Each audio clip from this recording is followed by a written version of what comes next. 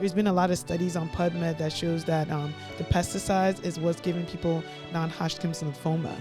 So now imagine you're eating healthy and now you got the cancer from eating healthy. Damn. It's not because of the food itself, is the pesticide or how it's grown. Wow. A lot of women of color were diagnosed with like fibroids, fibromyalgia, polycystic ovarian syndrome. And I found out that it was from the chemicals from what we're putting in our hair.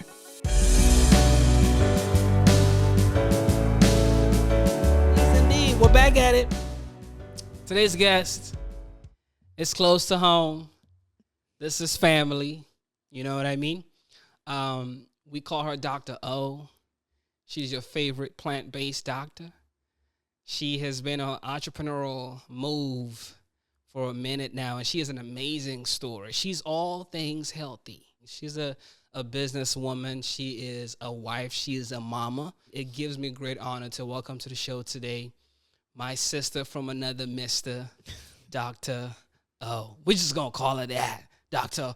Oluwatosin Oluokun. Welcome to the show. Thank you for having me. There we go. There we go. There it is. Welcome to the show. Thank you so much for having me. Nah. See, I had to get you on because the statistics is alarming when it comes to health. Yes. When it comes to just how much junk people are consuming. Yes.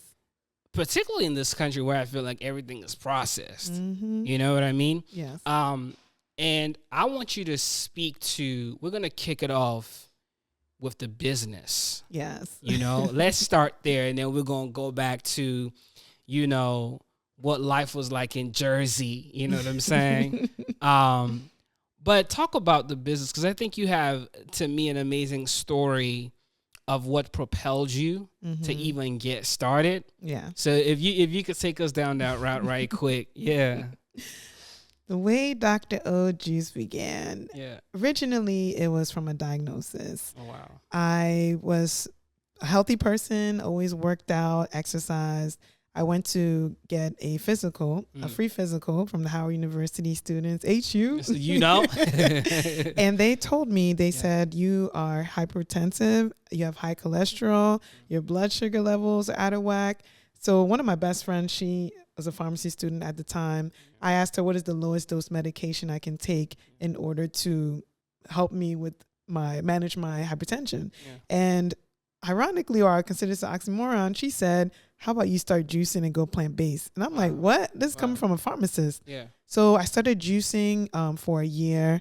I started eating plant-based. I was completely vegan. Wow. And after a year of doing this cycling of 10-day juice cleanses and incorporating more fruits and vegetables in my diet, when I went back to get my physical, I was no longer hypertensive. My cholesterol levels were regulated. I no longer had cysts on my ovaries. Wow. I no longer had iron deficiency anemia. You name it. Anything that could have went wrong a year before prior to me juicing, everything was reversed. Right. And I'm not saying stop taking your medication. What I'm saying is that you need to incorporate this into your lifestyle, because this is how our DNA was made in order to digest things from the soil and from the earth. So you saying we gonna park it there for a hot second, actually for a couple of minutes. You're saying just by you switching your diet, yes, you change your diagnosis from you switching your diet. Yes, not medication, nothing, but just now. That worked for you. Yes. Now, because I think one of the things that people don't take into account is everyone's body is different. So it worked for you. Does that mean that that's something that would work for everyone? So that's a good question. And this is why this business evolved. Right. And I went back to school after having my original PhD, went back to school to get the doctorate in functional medicine, clinical nutrition, so I can help people still incorporate this in their diet, even if they're on medications or they had diagnosis. So in this program, I learned about drug and nutrient interactions. So if you're someone on hypertensive drugs, I wouldn't recommend you drinking beet juice next to it, because they do the same thing. Because if you think about it, every drug was once a plant. without the side effects. Hold on, talk about that. Talk about that. Yeah, talk about that. What do you mean? So for instance, like beet juice, what it does is that it has nitric gases that expand your arterioles. It allows more blood to flow in your body, and it lowers your blood pressure. And this is the same thing that FDA uses in these drugs. It's synthetic drugs. They add the plant to it and a couple of synthetic ingredients, and it does the exact same thing. So if someone were to take their blood pressure medication and drink beet juice, it could be fatal. So that's one thing. Another thing, grapefruit as well. You see in a lot of medication, grapefruit, it's I would consider it as a natural blood thinner. You wouldn't want to take a statin drug and then drink grapefruit juice next to it. Right. It could be fatal. Right. So these are just things from the earth that were naturally meant to help us heal. It's now been transformed to medication. So what makes it now have side effects? Is because there's all this artificial synthetic materials, ingredients that they put on it to preserve it. That's one thing, to make it either capsulated, or even some of the chemical things, people were having reactions to it in order for the drug to be preserved. So it goes through all this research, and it works, and it helps fix one thing. It helps heal one thing, but then you have a domino effect of different organs that stop working. So that's how you end up going from one medication to having a cocktail of medications. Wow. So like, for instance, a lot of people that are on blood pressure medications, they end up having issues with their kidneys. So that's just in another, taking medication for the kidneys. Now you have two things: blood pressure medication and kidneys. And then, diabetes and hypertension go hand in hand. Next, you're taking medication for blood sugar regulation. And it just goes on and on and on and on, instead of fixing the problem. So you went back to school. Mm-hmm. What did you go back to do? Like, what did you study to make you? Because, and I'm glad you brought that up, because it's a lot of experts. Yeah. When it comes to fitness, relationship, there's a lot of experts out of nowhere. Like, everyone's an expert. So I'm glad that you brought that up, because I think that's so key. So speak to, what did you go back to school to study? Clinical nutrition and functional medicine. Okay. Yes. Yeah. Reason why is because when Dr. Ohhh juice first came out, it was me trying to heal myself. Right. And over time, people would look me up on LinkedIn, because if you're anything scientific, medical, or any specialization, if you're SME, anything, people look you up. Yeah. And in the science world, if you don't have the credentials, you cannot say, oh, this can help heal. What are the medical claims? And you know how they are, the perception of holistic medicine. Yeah. So I said, I want to be able to make those claims and be able to say, this is the physiology and this is the anatomy of this juice and how it can help you. So you know your stuff. So I know my stuff. Yeah, if you ask me what this juice does, I can explain the physiology of it, and people trust you. Yeah. And that's when I went back to school, because people were looking on my LinkedIn. I see so many views, and people come back to me and they're like, you're not a clinician. You have a PhD. So that has nothing to do with it. So that motivated me. I said, you know what? I really want to go deep down into this and help people heal. So I'm going to go and learn the conventional side of things, so we can go back to the holistic side and just make it an integrative approach to healing. Wow. So you were saying... So it's possible to live a healthy life without having to rely on a lot of medication. If you watch what you eat. That sounds like that's the angle that you're focused on. Yes, because only 2% of diagnoses you're born with it, are genetic. Yeah. When we get diagnosed with hypertension or type 2 diabetes, it's something called nutrigenomics, and that's the study of nutrition and your genetics and how your genes are reacting to the food. So a lot of diagnoses that people get, it actually can be prevented. So it's like, when you start learning how your genetics work, then you learn that, okay, this is not for me. Yeah. So when you mentioned, is this for everybody? I'll say, like, okay, certain diets will be more suitable for other people. Yeah. But as far as my genetics, I know that we react to like meat. So everybody in my family has hypertension. I don't, because I'm like, okay, my body's sensitive to it. So when people say, oh, everybody in my family has this, I say, no, everybody in your family, the genetics is reacting to this. So that, that changes, your whole perspective on healing. And now you're like, you know what, if I avoid these things, I could either manage this disease or even reverse the diagnosis. So wow, that is amazing. So then you started Dr. Ohhh Juice. Yes. you started juicing for yourself, and then you had an event, or was it at church? And then someone was like, you know what, you did for like a little group, and then it was like, and then PM by the way is the pastor of Ignite. She's been on a guest on the podcast. Those of us who recall from season 1. So she's instrumental. You speak of as with this. How did she help you? Oh man, this story is so funny. She's actually my life coach as well. The way shout out to PM. Yes, PM. Thank you. I love you. The way Dr. O Juice even developed, it was her. I was juicing for myself. Okay. And she asked me to juice for her, and I said, no, I will not juice for you, because I come from a family where they ran multiple businesses. Yeah. So I did not want to be an entrepreneur. I'm like, when people go into Disney World, I'm out here running your shop, running your cleaning business, running. So I said, no, I just want to work. There's nothing wrong with working 9 to 5, but for me, being an entrepreneur, but for me, I said I want to work 9 to 5 and watch TV, and that's it. That's great. That's a new because most people be like, I don't want to work for that. It's kind of different. This first time I hear someone saying, I love a 9 to 5. I'm telling you, I love, because my whole childhood, I'm 3 different businesses over the summer. Yeah. A beauty supply store, a cleaning business, so it was a contract cleaning, multiple cubicles, and then also I show a bead jewelry business. But would you say that having that childhood as a Nigerian kid in Jersey, would you say that was what prepared you for where you're at right now?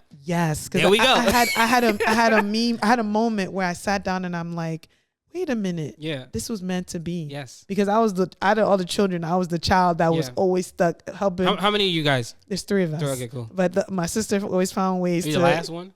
I'm middle. Okay, middle child. Middle child. Okay. I hope that's a good thing. Right.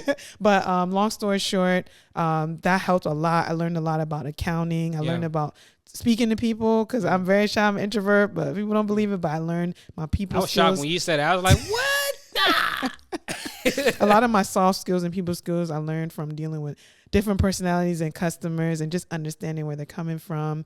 And I feel like that helped. So back to the PM story. Yeah. So she asked me after church, hey, can you juice for me? And I said no. Yeah. And she said, please, it's juice for me. I was like, okay, I love you. So she followed me to my house. Yeah, you didn't even know. I was like, wait, hold up. I was like, so she followed me to her house, and then I juiced whatever was in my fridge. I always have like produce. So I juiced whatever. And at that time, I was only making 4 flavors, and I gave it to her in mason jars. Yeah.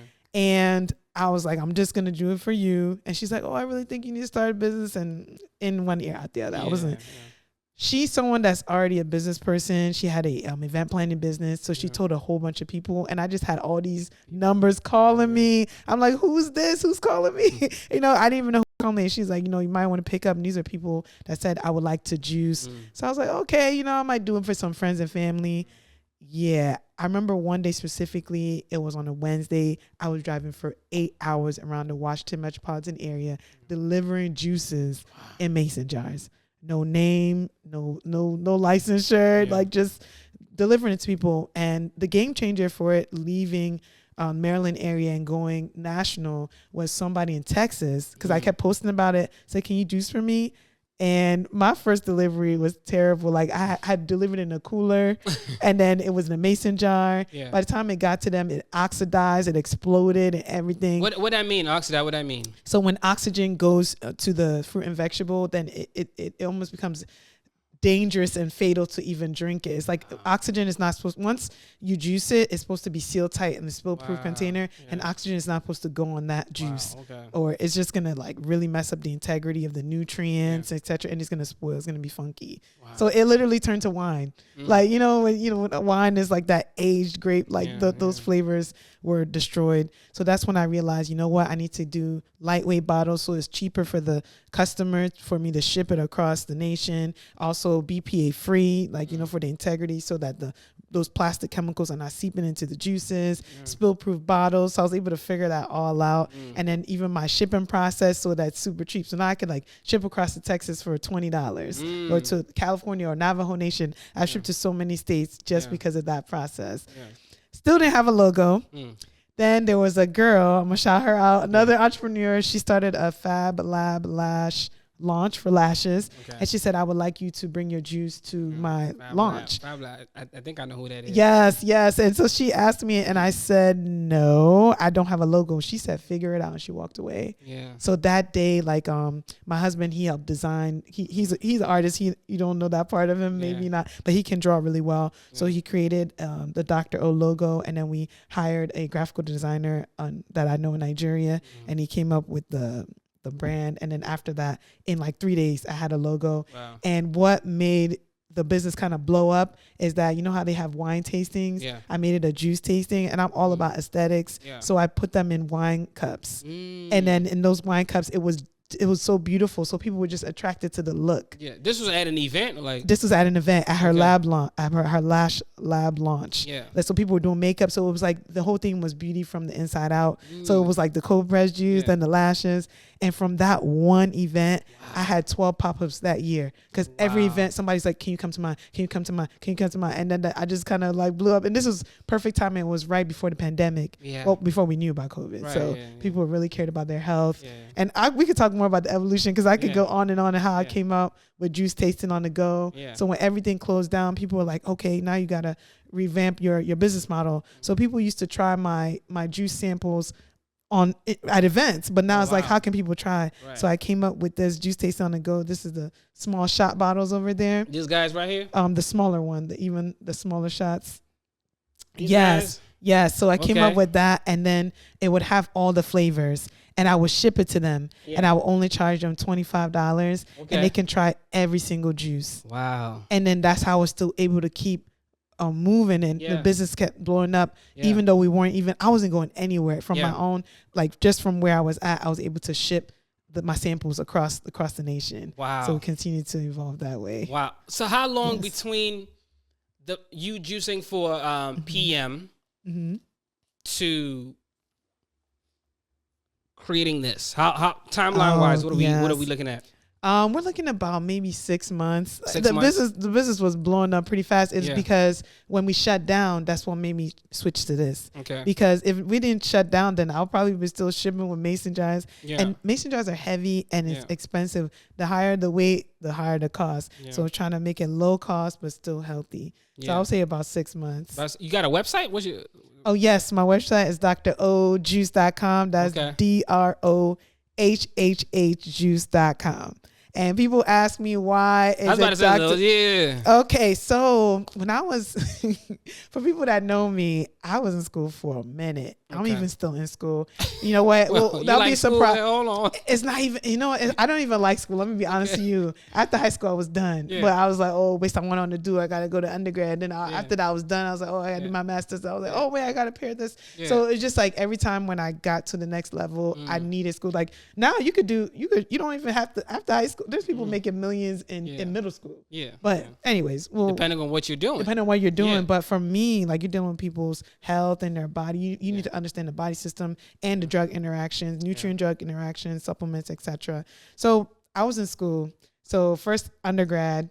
Then when I moved to Maryland, I was doing a double master's, an MBA and an MHA. So I was interested in healthcare management and business, but not having my own business. So I was working at an integrative clinic at GW. And that's when I got exposed to naturopathic medicine and nutrition, like clinical nutrition. And I've seen so many patients get healed. So that's when I went and did a PhD. But my PhD originally was in medication errors and how EHR and all the how interoperability is killing patients. So if you have an iPhone and I have a Samsung and you're not able to airdrop to me. So then in communication, things get messed up and you're not able to send somebody's medication. So what happened at that clinic is that there was not, the systems weren't compatible. So even though the warfarin medication, everything was sent to the other doctor and other clinics, because there was a glitch in the system, they didn't receive on the other end and the patient actually died. So that's what my first PhD was on. It was on CPOE, that's computerized physician order entry. Man. So that was the first thing. And then the whole nutrition and everything became, what I loved from just seeing people heal from nutrition and naturopathic medicine, homeopathic remedies and tinctures. But then I was like, you know what? I've been in school for a minute. So this is when Howard University comes into play. Yeah. And the medical director, good mentor to me, he said, how about you go to medical school? I'm like, man, I've been in school my whole, at this point, I'm like, I was in school for like, what, my whole life? I said, no, I'm not doing medical that. School. So I applied to, I took all the, went to Prince George's Community College, took all my sciences again because they all expired, went to Howard University's physician assistant program. But then while I was there, I realized, I'm like, there's nothing here that talks about, you know, somebody's lifestyle and nutrition. You know, we're learning about the blood groups, we're learning about pharmacology, we're learning about, you know, treating the patient with drugs, but what about healing, the healing part? So that's why I was like, nah, there's more to me than this. Yeah. And then the clinical nutrition came into play is because there was a naturopathic doctor at the clinic that went to Southwest College of Naturopathic Medicine. And she's like, hey, you need to go to this program. Yeah. So that's how I went to that program. But it was just a master's program. And they're like, oh, there's more you can do as a doctor, clinical nutrition. So now I went back to school again. Yeah. And I hope that's my last degree because I think I've got like 6 or 7. But I feel like I'm using all of them because the MBA, I learned from my business. The MHA is management. I can manage my own stuff. Yeah. And then, you know, the undergrad was human development. So now I know how people develop for the juice. Okay. And then also with nutrition, I'm using with the juice. I'm using all the degrees. I was about to say, like, everything. Man, you know, what are you seeing, like, as far as manufacturing, you know, it just seems like so much processed food, but like it's killing people. Like it's like, what do you think that should be the change moving forward? Like, what would you recommend right now as far as eating habits? Like, should we cut out certain things? Like, what if you were to give a recommendation right now for someone who's trying to live a healthier lifestyle? What would you say? I love this question so much.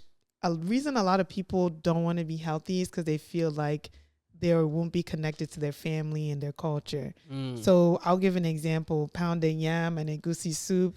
If you now tell somebody that's Nigerian or Ghanaian or somebody from another country that, hey, you gotta can no have longer, that jollof and that goat meat, bro. Exactly. So what you mean?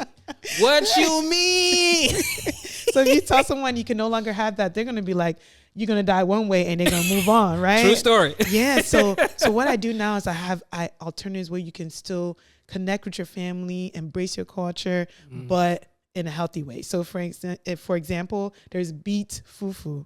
So beets, a lot of people from West Africa, they have hypertension, and beets actually helps lower your blood pressure. Okay. So imagine eating, they call it swallow. Imagine eating beet swallow, and now you can eat with your family. Has the same consistency, but it doesn't spike your blood sugar like the pounded yam or Jiffy or whatever people are making. And then you can still eat the greens are pretty good. It's just the oil, using the right oils. So I'm like, hey, my Irish patient, I'll be like, you can have this, you know, beet fufu. And a lot of it is like, a lot of people ended up juicing, you know, from me introducing juicing to them. You can use the compost from the juicing, the fibers from the beets, and use it as your pounded, as your beet swallow.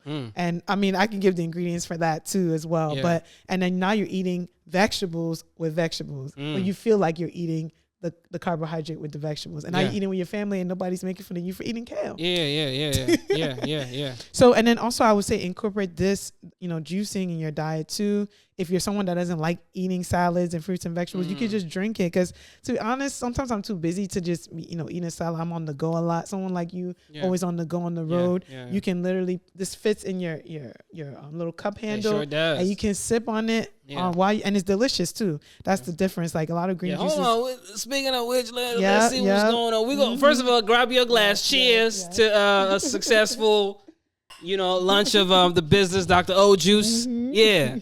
Man, we try to the product. Yeah. I like it. It sits well. Yeah, it does sit well. Yeah. This is one of my best sellers. It's called Pinstripe. Yeah. It's an immune builder. So you're someone that's low on energy. This is for you. Yeah. I call it my tropical green. I have another green flavor called Hawk Out. That one is more refreshing. But this one, if you love tropical flavors, you'll love this one. This is oh my God. Bestseller.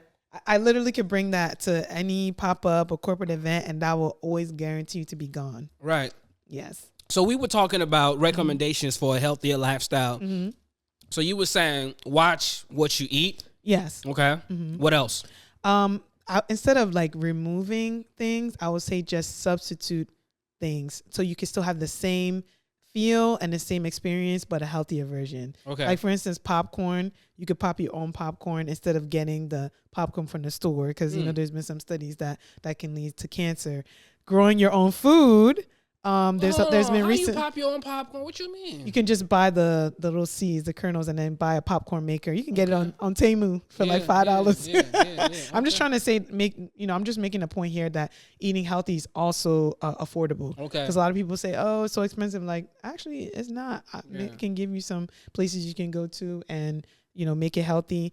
And also, you don't have to get everything organic. Yeah. There's certain fruit, like for instance, bananas. You don't have to get the organic. There's certain foods that you have to get organic, but there's some that you don't really have. Like celery is a food that you have to, the dirty 12. That there's 12 different produce that is considered dirty that you have to like get it organic. What are they? Dirty 12. Okay, I can name some of them. I'll say spinach is one. Celery is another one. Let's see, there's a whole couple, but why they call them a dirty 12? Because those are produce that they usually use a lot of pesticides. Yeah, so that's why you get organic. But if you go to another country, they're not using pesticides, you can go anywhere because there's been a lot of studies on PubMed that shows that the pesticides is what's giving people non-Hodgkin's lymphoma. So now imagine you're eating healthy and now you got the cancer from eating healthy. Damn. It's not because of the food itself, is the pesticide or how it's grown. Yeah. And that's why you see a lot of people have allergies now. They're like, a lot of my clients have allergies to pineapple or apple, and they not necessarily have allergy to the actual produce. It's how it's grown. Wow. We can go in on that. Yeah. Yeah. So, yeah. Man, so because this is not like hidden information. This is stuff that it's out there. Yeah, it's out there. But what is going on? Like, people are not switching there. People are still just like, I don't care. Like, they're still just eating living life as is. Like, is it that we don't care? Like, what's going on? People are addicted to the artificial ingredients that is in processed food because we weren't wired to eat. I know there's Chick-fil-A. Yes, you can have it once in a while. But the chicken has 55 ingredients or more, 50 something plus, and they're like dyes, like the blue, the yellow 5. They're dyes that our body cannot metabolize, so then our body reacts after. I mean, sometimes your body, when you go to sleep, your body naturally detoxes, but after a while, then it's just a buildup, and that's how you start reacting. You have people with eczema, or if your cells overreact, cancer, or if like there's too many oils, hypertension, and there's just so many angina, so many different diseases that develop because naturally with the nutrigenomics that I mentioned, we weren't meant to digest those type of foods. Yeah. So I'll go back into the history of even us as, West Africans during the transatlantic slave trade. They introduced sugars and alcohols into our diet. We were our DNA naturally, we were eating all the seeds of the earth. We were juicing, we were fasting as well, and we were only eating meat once a year for festivals. So when a lot of people tell me, oh, go vegan, I'm like, we were naturally vegan, and maybe once in a while for like Christmas or certain holidays, whatever festival there was, people would eat meat. But then now it's like we're on this high protein diet. Everywhere you see on social media, they're like protein, 100 grams, 200 grams. I'm like, yes, there's some truth to the protein, but I disagree with the protein shakes because recently there's some studies that show that they found lead in protein shakes. That's why you see all these bodybuilders that have like kidney disease, etc., because of protein shakes. So imagine you looking super muscular, gains up, and now you protein shake. But you can naturally build muscle from beets. I always tell people I drink so much beet juice. Like I had 2 of these 16 ounces today because I lift. We're both in the fitness group. I lift heavy and I drink beet juice. And what that does, it allows blood to flow to the rest of your body. So it allows your muscles to grow. So it's like doing the same thing without the crazy side effects. Yeah. So, but if you're someone that has like kidney stones, I wouldn't recommend beets. There'll be like another natural thing that I'll recommend. But yeah. Man, that's crazy because so many people are not changing because they feel like it's too expensive. But what I'm hearing, you're saying, nah, it's actually healthy living is affordable. Like you can make it happen. And then, wow, because it's just a lot of processed foods, bro. Yeah, like, it's a lot. Yes, and that's why I'm so passionate about food deserts.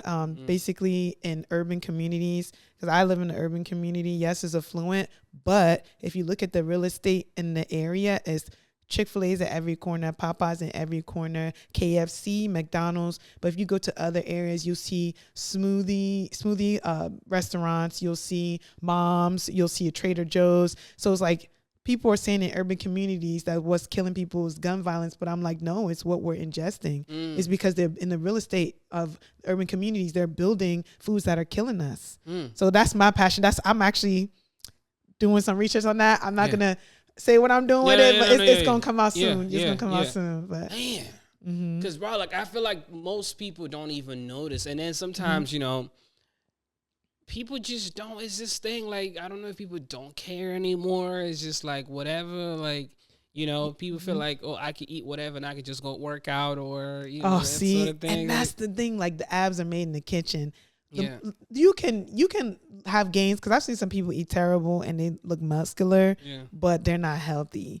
So I've seen some people on a terrible diet and they look like they're super healthy. Yeah. So, but I would say like abs and gains and results, it starts with your 90% diet. Yeah. And then you'll see better results. Like there's always jokes on social media where you're like, man, that one person that's been going to the gym for 5 years and they look the same. Yeah. It's because they're consistent when they show up to the gym at 7 a.m. or whatever time. But when it comes to that plate, that's the hardest part, like making those decisions. Yeah. So I'm not saying that I'm perfect that 100% of the time I'm eating clean. I'll say like I have maybe 1 or 2 times in a week where I eat what I want in order to trick my system. Like, okay, hey, you know, you're not in a desert or you're not, and then I'll eat healthy. But for the most part, I'll say 85% of the time I'm eating something colorful, whether it's like, and even cultural too. Yeah. Like I can still eat my jollof rice, my pounding yam, but I'll make alternatives to what I'm eating. Like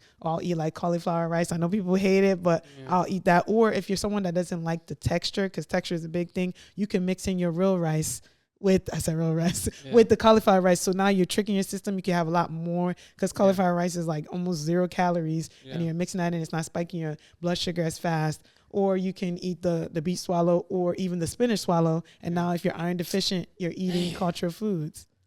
I feel like everything in this country is big business, bro. Like, like they'll let stuff slide that is killing people because there's money in it. Yes, and that's the reason why a lot of times even if you want to see like a holistic doctor or a naturopath or even a nutritionist, in some cases they don't want to bill it on the ICD-10 coding side because if the person heals, that's it. Yeah. But if someone is on meds for the rest of their life, that is money for the rest of their life. And yes, a lot of people are still alive because they're on meds.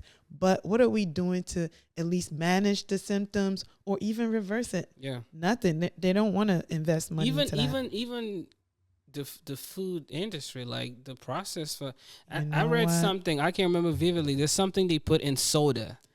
Oh my gosh! It's like the and they said it's been banned in several countries, but not in the U.S. Bruh. And then you know, like in Mountain Dew, they have something called Yellow 5, and that gives guys gynecomastia. That's basically men with breasts. Yeah. You have, and you're like, why do I have female hormones? Yeah. It's because you're drinking the soda, like this, you know what I'm saying? So it's like, and that's what you're doing all the time. I'm not saying that, cut yourself off from people because food is culture, food is experience, but most of your diet should be colorful and get your palate used to it because people are addicted to the MSG and the different food colorings inside of food, like fake food. So one of my first jobs, I worked at McDonald's, and this was a long time ago, and they used to use like real animals, like real fish for the fish fillet. They used to do like real food, like real potatoes, real, so people weren't getting sick. Like fast food was different. Then fast food was just, you get it fast, but it's still not so toxic. Now because it's a money making industry and they're trying to produce it faster, you have chicken. The chicken nuggets are not the same chicken nuggets. It was real chicken before. Man. Even when Chick-fil-A first started, I hope Chick-fil-A's not watching now, but it was chicken. But now to preserve it and to make it at a faster rate, because they've blown up now, it has all 55 ingredients. Wow. So it's tough for someone who has been living a certain way their whole lives, and they're seriously thinking of changing their lifestyle and doing something else. Yeah. Like, what would you say is like the first step for someone who's saying, you know what, doctor, I hear what you're saying. I really want to make a change. It's just, I've been living like this my whole life. Yeah. What would you say, baby steps, first step to like starting that journey of switching to a healthier lifestyle? I would say replace one bad thing with a good thing. So if you're someone that gets a lot of your calories from liquid, I'm talking about like soda, Mountain Dew, etc., I would exchange it with water, or maybe infused water, because it still has flavor, but then still eat the same things. Okay. So then like, every week, add something healthy and replace it with a bad habit. So if you're someone that you always take the elevator, I would say, okay, going up, take the steps, coming down, take the elevator. So just do a little bit each week, so it's not like you're going cold turkey. I went cold turkey, but that's my personality. I could literally just be like, wake up and be like, I'm done with it. Yeah. But a lot of times people have reactions. Like if someone's going to juice, they'll have a headache because their body's not used to having so much good nutrients at once. I would say just replace one bad habit. Your body's not good to so much good nutrients. So that's crazy. Yeah, that's why when drug addicts, they put them to rehab. You can't just say they'll die. Like you have to, take baby steps. So I would say, first just add something like, okay, I'm gonna walk 2,000 steps a day versus 0. Oh, maybe like 50, and then just add a little bit each time. Because I wasn't like this overnight. If you knew the person I was before, maybe like 15 years ago, I'm totally different. Yeah.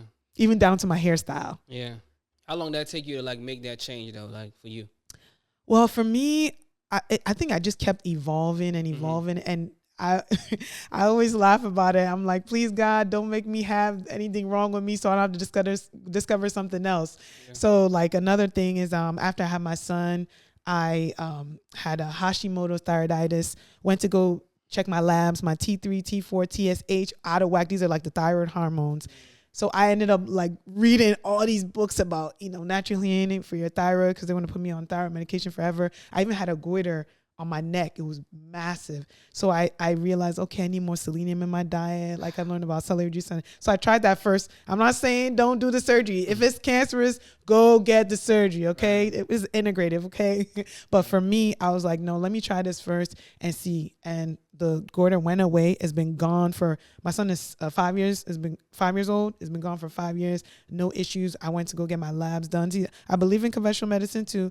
They said my T3, 4, and T3, so my T3, my T4, and my TSH are normal. They're like, what did you do? And I told them, I told the doctor, this is what I did. There's no secret. I'm not a gatekeeper. I want everybody else to feel good. You just switch your diet. Yeah. So then I evolved. So I usually would find something out by something happening to me. I'm like, I don't want it to happen to me anymore. Let me just find it on my own. So that's how I evolved. And then with my hairstyle is a lot of women of color were diagnosed with like fibroids, fibromyalgia, polycystic ovarian syndrome.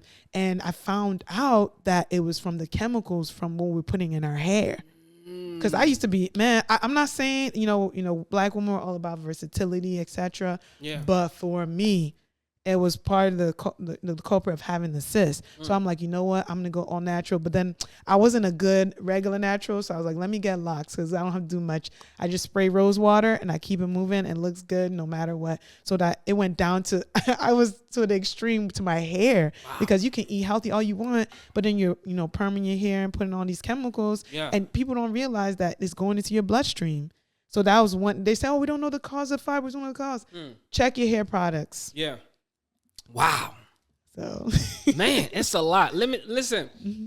You thought about writing a book or something?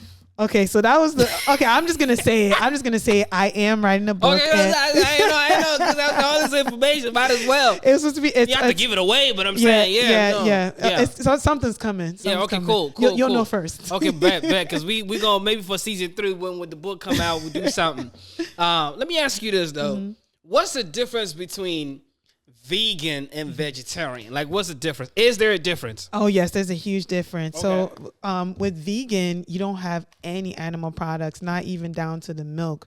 No dairy, no cow's milk. You can have dairy, but dairy is like almond milk kind of dairy, like plant milk. So almond milk, coconut milk. You don't have any cheese unless it's like dairy free cheese. So no dairy and no animals at all. No fish, no And that's chicken. vegan? That's vegan. Vegan. No Okay. animal product. That's vegan. Animal And product. there's different levels to this thing. There's like vegan level 1. It goes all the way up to like 7, 8, 9. Well, hold on. It's what's start So me the level levels, one. there's some people that they're vegan to the point where they won't, their makeup is vegan.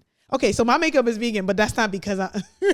But yeah, their makeup, there's no animal cruelty or any, because they use certain parts of animals. I believe seals to make certain lipsticks. That some people wouldn't even wear leather because those come from animals. Some people wouldn't even wear furs because those actually come from the actual animal. So they're. I mean, I'm not on that level. That's level 1. That's like I think 7 is like the highest. So they go from 1. I was the. Oh, so 7 is when you're not even no Yeah. makeup, nothing. Yeah, Okay. your stuff, and you won't even to the point you might not even socialize with non-vegans, or you won't go to a restaurant where they cook animal. Like I learned because I was in like. So you wouldn't even date someone that's not vegan. Oh yeah, some people like they'll be like, oh, I'll be having reactions or something, like you smell you smell the meat coming out their pores. I'm like, because I oh my god, because I go to a lot of like y'all tweaking. Yeah, so I was like, yeah, miss me with that. Yeah, for me, I was like, nah, it's not that deep. Like, it's not that deep. Even recently, I even stopped calling myself a vegan and I call myself plant-based. And let me tell you why. The vegan community has transformed, or even the image of veganism changed. When it first came out, it wasn't that popular. It was people that eat the fruits and the herbs and, plants and vegetables and fruits. Now they're trying to make everything vegan nuggets, vegan burger, vegan, vegan cheese, vegan everything, right? Yeah. And so this is because a lot of vegans, they are craving to still go back to what they used to have, but not do the animal cruelty part. So it's like it's a movement. It's political. For me, like I'm not on the political piece or the spiritual part of veganism, because some people use it as a religion. I'm not anything about the religious part of it or the political part of it. For me, what's the religious part of it? Like people really, there's even like a tribe in Jamaica, I think the Rastafarians, like they're vegan too. So they basically worship it's a lifestyle that's worshipped. Like usually when people see me, they're like, "Oh, she's just getting deeper into this vegan stuff." Because now I got locks now, all that. So people are like, "Oh yeah, she's real deep." But no, that has nothing to do with my veganism. That's just my choice, for being holistic and healthy with chemicals, etc. But people actually take it to like the point where they're worshiping how their lifestyle and how they live, and veganism, and they will not even talk to anybody. That is even deeper than Christianity. I mean, as a Christian, I'll talk to all religions, all you don't know who you can bring in, right? But with them, they won't even like affiliate. They can't date you, they can't marry you. That's crazy, man. Yes.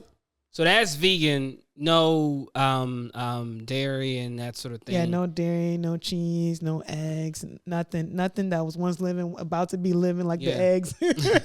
Nothing like that. Yeah. And then there's vegetarian, where you don't eat meat, but some vegetarians, like they're lacto-ovo vegetarians, where those are vegetarians that they eat eggs and they eat dairy, and then they eat all the plants of the earth, but they don't eat any chicken, they don't eat any fish, but they're basically vegans that eat dairy, and some people add fish to that, but that's pescatarian. But yeah, so wait, so oh my god, my hair hurts. There's so many. My hair hurts. So hold on. So let's go back. Simplify it. Vegan, you're not eating any. No dairy and no animals at all. Okay, vegetarian. No animals, but you can eat dairy, and some people add like some other things in there. But yeah. Okay. Then who? The pescatarians, okay. Yeah. they eat all the animals of the sea, so it could be like fish or shrimp. That's all. That's the only thing they don't add chicken or beef or anything. And the reason why like people choose pescatarian diet is because the anatomy of the animals in the ocean are different. It's easier to digest than the ones on land. There's a whole chemistry behind it. We ain't going into that tonight, but it's easier to digest, especially if you're someone that's adding fish to your diet and you've been vegan for so long. So this is where my transition comes in. So I tried so many levels of veganism. I tried raw vegan. So I would say on the weekdays, I'm raw vegan. So what's raw vegan? Like, so raw vegan, you don't eat anything cooked. Everything is like raw. Like we're talking raw salad, raw vegetables, and you could be creative with it. You can make even raw baked goods, etc. Right? But that's the weekday. But I like my hot tea, and raw vegans can have tea, and I like hot food. So I was like, nah, I can do maybe like 60-70% raw vegan. But then check this out. I recently added fish to my diet because when I started lifting weights, they were saying you need all this protein, and you can actually get protein easily from nuts and seeds. But my body was reacting to the nuts and seeds. I was just breaking out from that, getting my protein from there. So I'm like, nah, I don't want to do too much of the shakes because, you know, even though they say it's natural, I'm like, oh, this is not, it's artificial. So I added the fish so that I can get enough protein. But you can, other vegetarians and vegans, they can argue that, oh, you can get 110 grams of protein from eating vegetables and fruit, which is true because everything has protein in it. Broccoli has protein in it. Beets has protein in it. But the amount of food that you got to eat to get there, if you're not eating peanuts or any of those high calorie plant-based foods, is a lot. So that's why I said I'm going to add that. So it's low calorie, high protein. So I added that. So if you catch me eating fish somewhere, don't say, hey, no, I am plant-based. 90% of my diet is plants. So that's why I evolved and I say I'm plant-based because I don't want people to say, oh, she ate a salad, but she ate it at the Brazilian Fogo de Chao. So she's not. Right. No, I'm still plant-based. It's just that I'm just not going to be vegan because I don't like what vegan has turned into. It's artificial now. They're making, if you look it up at Veg News, they're adding a chemically processed food every week. And I'm just like, you know what? If you craving steak, just go eat the steak. Don't make fake steak. Period.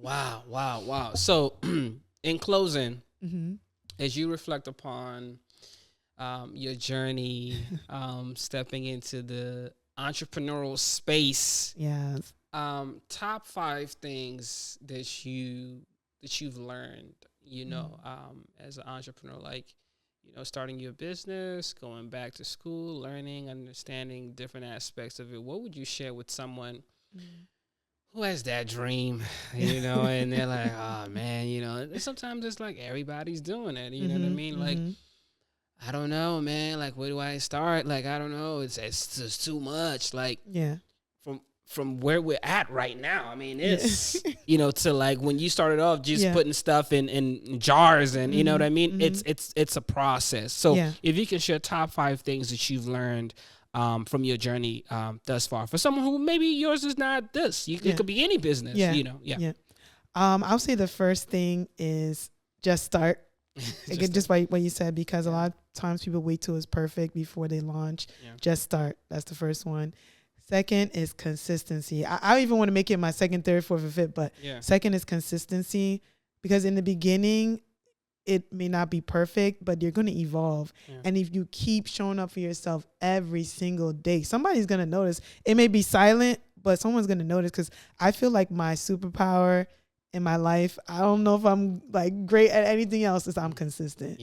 It's tough, man. Social media, it's so hard. The algorithm, sometimes you're like, man, I can't believe I put in all that work, only 5 likes. Right. Not doing that next week, bro. Like, nobody want to see that. You know what I'm saying? Sometimes I feel, to be honest with you, I was just reflecting on this recently, and I was like, yo, I feel like social media has made it harder for people to be consistent. Oh, yeah. Because it's like a turn off. Like, you put like 3 hours into a marketing post and then you get like 100 views. You're like, what is this? But believe it or not, people are always watching. There's one time I did a post, I think it had like 5 likes, and that was my most successful week. Like, if you looked at my website, it told me most of the people that bought from you are from Instagram.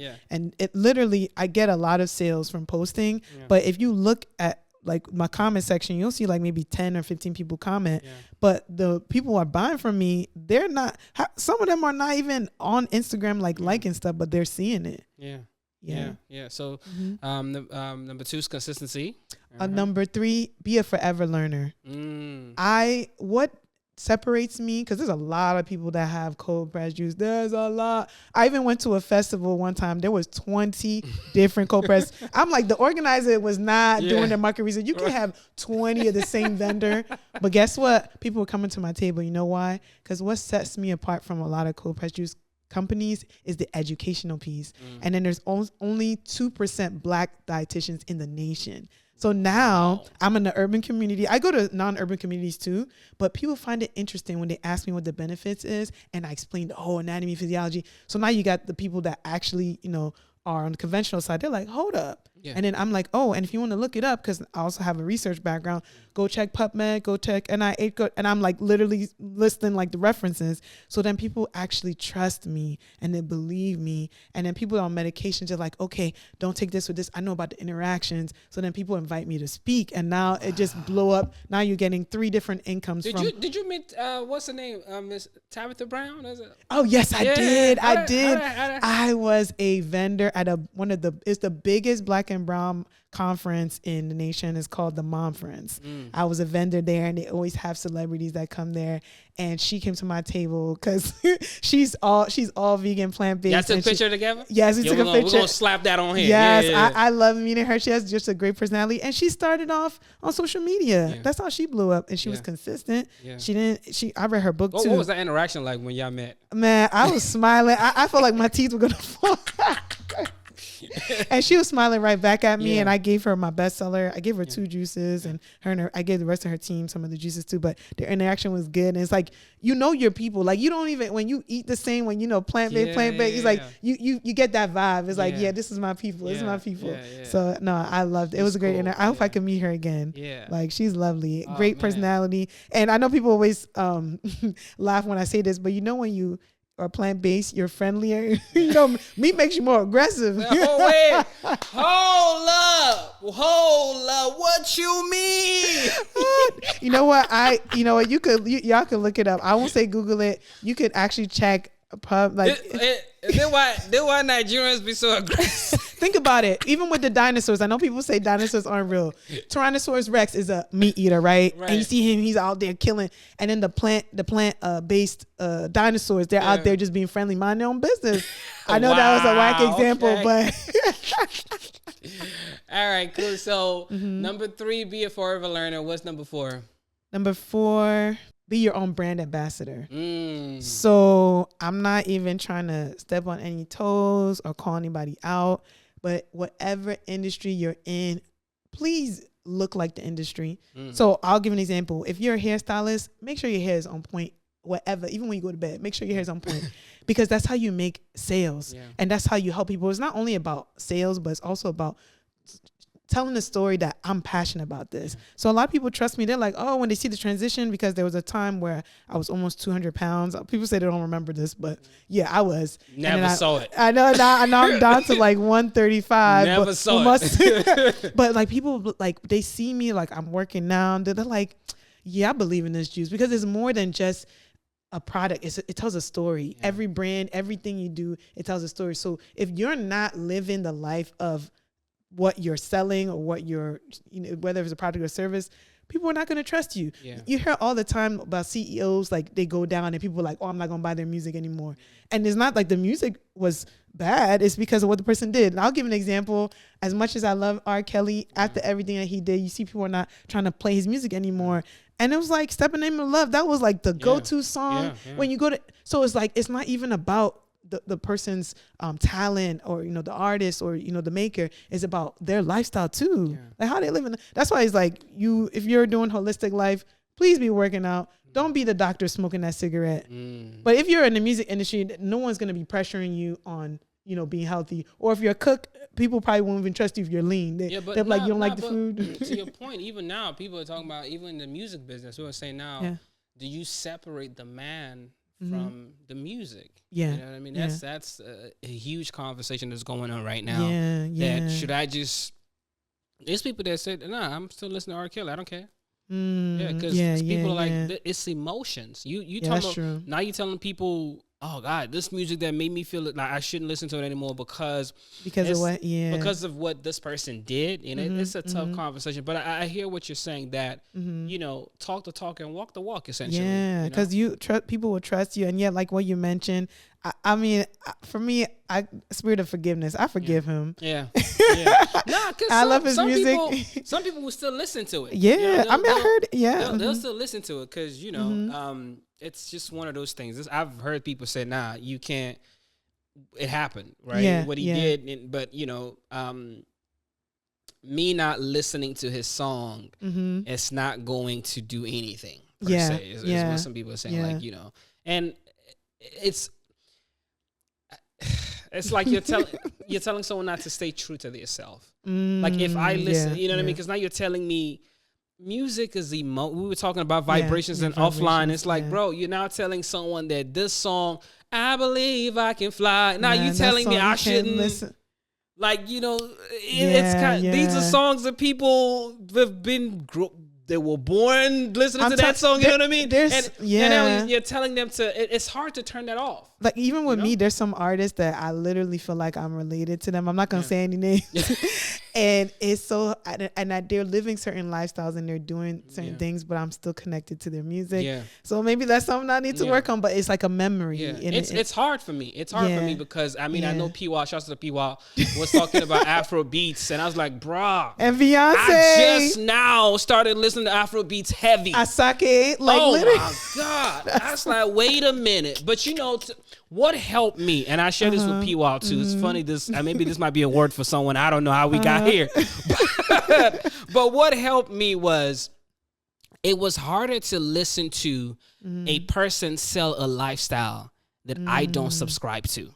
That was what made it for me. Okay. So like, and I also found that certain songs had me feeling a certain way. For instance, man, I remember I had my little 1-bedroom apartment. I'm driving home, and I'm just this guy talking about, you know, like he went from here to here from this car and hopped up to this car. Yeah. And he said the house that he lives in, he hasn't even seen them boys in 2 days. Like he hasn't, because that's how big the house. Now, man, I'm coming in my little apartment with an attitude. I'm like, man, I don't want to be here no more. Like, you know what I'm saying? And it was something as little as that, but I found that some of these things would now really shift what your priority is. There was a season in my life where I was just like, money. And you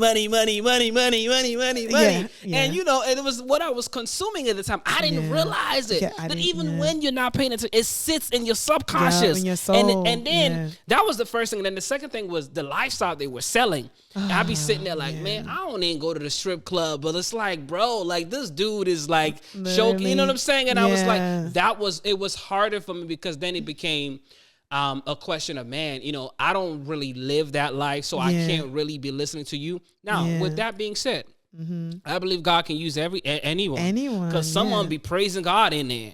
Because you can flip the script. I can say it's some gospel artists, they sing gospel music, but their lifestyle don't even match. I was talking to Cheryl Jackson, you know, one of the episodes, and we were saying how so many gospel artists, it's a business. They don't live that life. You can sign RCA has an inspirational side to it. So you can sign an RCA inspirational, and there's RCA that does secular music. So to them, it's just a business. So to me, just because you're a gospel artist doesn't mean I pay attention to your lifestyle. Are you practicing what you're preaching? And I think for me, that was what made the difference. It's like when I got to that point, it's like, bro, I can't even do that. It's like I'll talk about what is the message. It's the message for me. Like, what is the message? Because you could be a secular artist, but you're here praising God. Yeah, because you know what I mean. What is the message? Yeah, like because even to the argument for that, Beyonce's the Carter a whole album, she actually had a song praying. But anyways, I'm not gonna go into that because people are gonna be like, I don't even know why. You know, somebody needed to hear that. I don't know. Somebody probably needed to hear that, but it's important. I do think that music is vibration. What you listen to, it's important because it could shape.